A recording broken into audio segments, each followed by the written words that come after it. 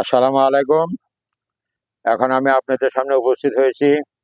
যেহেতু এখন জুন এবং জুলাই মাস, ছাদ বাগানের যে সকল গাছ আমরা রিপোর্টিং করব, অর্থাৎ স্থানান্তর করব, তার অর্থ হলো ছোট টবে থেকে যখন আমরা বড় ড্রামের মধ্যে লাগাবো, তখন সেই ড্রাম আমাদের কিভাবে প্রস্তুত করতে হবে সেই সম্পর্কে আপনাদের তুলে ধরলাম।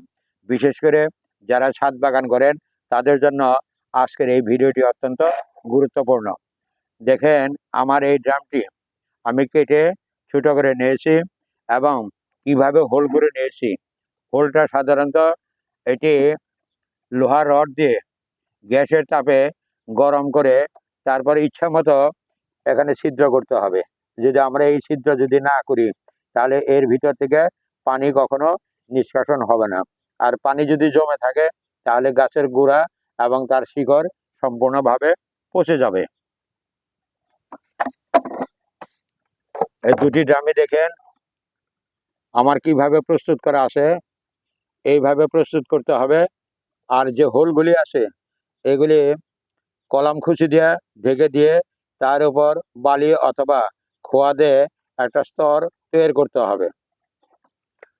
যারা ছাদ বাগান আছেন তাদের জন্য এই ভিডিওটি। এবং যেহেতু জুন এবং জুলাই মাস, সেহেতু আমাদের ইচ্ছা মতো আমরা গাছকে রিপোর্টিং করব। কোন সমস্ত গাছগুলি রিপোর্টিং করব, যেমন মনে করেন এটি এখন গাছটি 1 বছরের বেশি হয়ে গেছে। এই গাছটি আমি কি করব, আর কয়েকদিনের মধ্যেই এই সমস্ত ড্রামের মধ্যে রিপোর্টিং করব। কারণ এখন গাছটি রয়েছে ছোট পরিসরের মধ্যে, এর শিকড় অর্থাৎ রুট বাউন্ড খুব একটা বেশি ভালো হবে না।